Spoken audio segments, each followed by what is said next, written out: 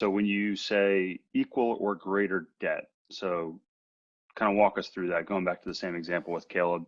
$1 million property, now it's worth 3. Mhm.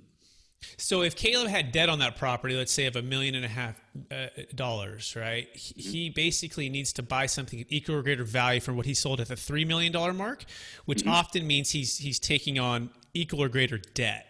Okay, so it's even better to use the example I just talked about. So the gentleman who sold in Georgia was $7.6 million sale of the 128 units. And he has about 3.1 million in equity after closing costs. So he had about, 4.5 million or so in debt. So in order to perfect a 1031 exchange, he would have to buy a property at least 7.6 million or greater. Okay. And that means he's going to have to take on that $4.5 million or replace that debt, right? It's really what it means. If you don't replace that debt, you have what's called boot. And that boot is taxable, okay? So it's just the rule that you have to follow. But what often happens is people end up buying not just a 7.6, they buy an 8.6 or 9.6 or 10.6. And again, if they bought at a high place and they took on all this debt, we call that dumb debt. Dumb debt is when you overpay for a property that doesn't have any forced appreciation in it, that the rents have been through the roof, right? Essentially, you're in a highly priced marketplace. That's not the time to go into debt. The time to go into debt was 5 years ago or 6 years ago when there was a buyer's market, when the price per square foot was low. And now I'm speaking for California, right? And so different parts of the country had different, it's not always a seller's or a buyer's market. So every deal is different, right? But just realize, ask yourself, am I in a seller's market? Am I in a buyer's market? Are these cap rates making sense, right? Is the low interest rates propping up the values? Are the price per square foot making sense? Have the rents been highly appreciated, right? Now, if you can find a value add forced appreciation deal, that's my favorite. Do a 1031, make it work.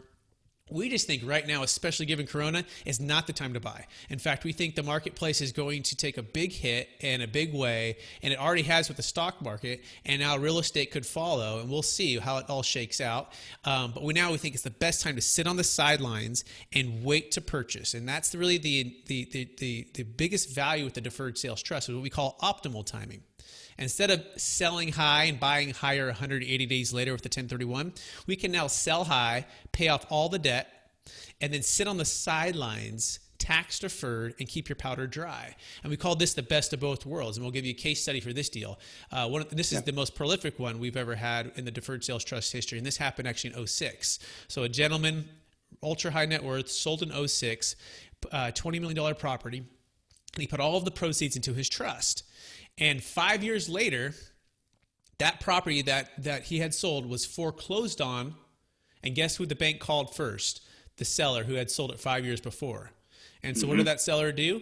He used his trust to purchase the property.